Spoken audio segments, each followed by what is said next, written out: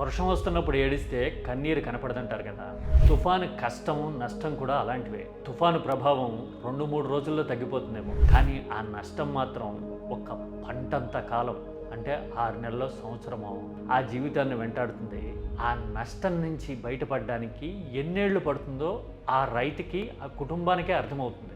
ఇంత నొప్పి, ఇంత బాధ, ఇంత ఆవేదన ఉండబట్టేనేమో జగన్ జనంలోకి రాగానే జనం ఇంతలా బ్రహ్మరథం పట్టారు.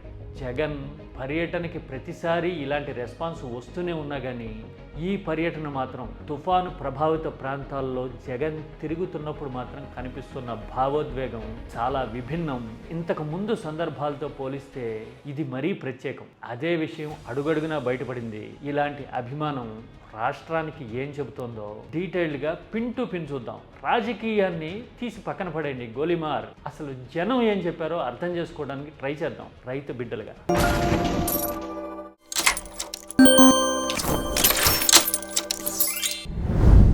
మద్దతు ధర కోసం పోరాడుండొచ్చు, యూరియా కొరత మీద రంగంలోకి దిగుండొచ్చు, మెడికల్ కాలేజీల కోసం, ప్రజా ప్రయోజనాల కోసం జనంలోకి వెళ్ళుండొచ్చు. ఇవి ఇంతకు ముందు చూసిన సందర్భాలు. కానీ తుఫాను రైతుల్ని పరామర్శించేందుకు, పంట నష్టాన్ని నేరుగా చూసేందుకు జగన్ రంగంలోకి దిగితే వచ్చిన రెస్పాన్స్, అపూర్వమైన ప్రజాస్పందన ఏం చెప్తోంది? రైతులు ఇంతగా స్పందించడానికి ఒక ప్రత్యేకమైన కారణం ఉంది. అదేంటో తెలుసా? మన బాధలు తెలిసిన వాడు వచ్చాడు, మన భాష అర్థమయ్యేవాడు వచ్చాడు అని రైతులు భావించారు. ఇది ఒక గుండెతో మరో గుండె మాట్లాడే సందర్భం లాంటిది. వరి పంట తుఫాను గాలులకి నేల కొరికితే స్టెమ్స్ బ్రేక్ అయిపోయినాయి. అంటే రైతులకి తెలీదు, పంట నీటి పాలైంది, కన్నీటిలో ముంచింది, ఆదుకునేవాడు కావాలి అని అంటేనే, రంగంలోకి దిగితేనే రైతుకి అర్థమవుతుంది. ఎందుకంటే చెప్తారు కదా, ఓరడించే మాటల కన్నా సాయం చేసే చేతులు మిన్నా అని. అలాగా అధికారంలో ఉన్నవాళ్ళు అర్థం చేసుకునే భాష మాట్లాడాలి, అర్థమయ్యే భాష మాట్లాడాలి, అలాగే సాయం కూడా చేయాలి. అలా చేయని సందర్భాల్లో సాయం చేసినున్న చరిత్ర ఉన్నవాళ్ళు వస్తే గనుక అభిమానం ఉప్పొంగుతుంది. మా బాధ ఇది అని ఆవేదన కళ్ళ ముందుకు వచ్చి తీరుతుంది. చూస్తున్నారుగా, ఈ జనస్పందనకి అసలు కారణం అదే. తుఫాన్ రావటం, నష్టం జరగటం అనేది ఏపీలో కోస్తా జిల్లాల్లో కొత్త ఏం కాదు. ఎప్పుడూ డిసెంబర్లో వచ్చేది, ఈసారి అక్టోబర్ చివరిలోనే వచ్చేసింది. అదొక్కటే తేడా. వరి పంట పనల మీద ఉన్నప్పుడు, కోతలు కోసే సమయంలో ఇలా కొడుతూ ఉన్నా కానీ మనం ఆయకట్టు స్థిరీకరణ చేయకపోవడం లాంటి దీర్ఘకాలిక సమస్యలు కొన్ని ఉంటే ప్రభుత్వాల వైపు నుంచి ఇమ్మీడియట్గా సాయం చేసేందుకు కావాల్సిన చర్యలు తీసుకోకపోవడం అనే వ్యవస్థాగతమైన లోపాలు రైతులను నిలువున ఉంచాయి. ఇప్పుడు సమస్యకి ఇది కదా కారణం.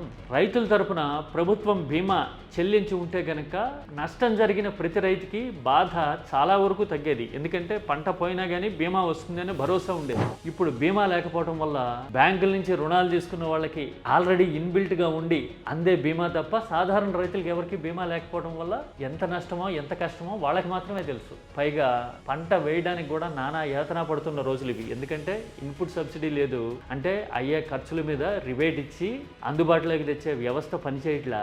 యూరియా కొరత లాంటివి ఉన్నాయి, అంటే పంట వేసిన తర్వాత కూడా నానా యాతన పడి ఎక్కువ డబ్బులు పెట్టి కొని మందు వేయాలి పొలంలో. ఆ తర్వాత ఇంతకు ముందు రైతు భరోసా టెన్షన్గా అందే పరిస్థితుల నుంచి ఇప్పుడు పరిస్థితి ఎలా మారిపోయిందో అందరికీ తెలుస్తోంది. 20,000 ఇస్తాము అని చెప్పి విడతల వారీగా అప్పుడో పావులా అప్పుడో ₹1 ఇవ్వడం వల్ల ఆ డబ్బు ఎప్పుడు వస్తుందో ఎక్కడికి పోతుందో తెలియని పరిస్థితి రైతులది. అంతే కదా ఎవరికైనా. ఇలాంటి స్థితిలో పంట పండేందుకు గ్యారంటీ లేదు. పంట పొట్ట మీద ఉంటే వచ్చి తుఫాను కొడుతుంది.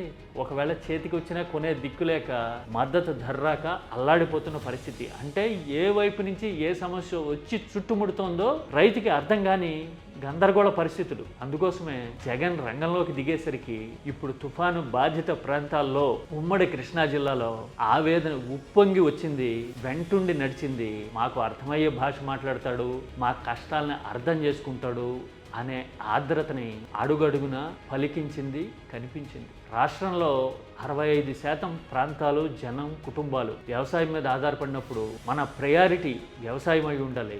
మనం ఎంత టెక్నాలజీని నమ్మినా, ఎంత బ్రాండ్ బేస్డ్ ప్రమోషన్స్ చేసుకున్నా కానీ మన మూలాలని మర్చిపోకూడదు. ఒకవేళ నీకు టెక్నాలజీ మీద మోజే ఉందనుకో, ఆ టెక్నాలజీని వ్యవసాయంతో అనుసంధానం చేసి చూపించండి. డ్రోన్స్ లాంటివన్నీ టెక్నాలజీలో భాగమే కదా, అవి తీసుకొచ్చి రైతు భరోసా కేంద్రాల్లో రైతులకు అందుబాటులో ఉంచండి. 2 ఎకరాల పైన ఉన్న ప్రతి రైతుకి ఇన్ని గంటల చొప్పున ఈ డ్రోన్ తీసుకోవచ్చు, కేవలం యూజర్ ఛార్జీలు కొంత మాత్రం చెల్లిస్తే సరిపోతుంది. ఇలాంటి విధానాలు తేండి. దానివల్ల రైతులకి సౌకర్యం పెరుగుతుంది, ఖర్చు తగ్గుతుంది, ప్రభుత్వం వైపు నుంచి సాయం అందుతోంది అనే భరోసా కాస్త కోస్త తగ్గుతుంది కదా.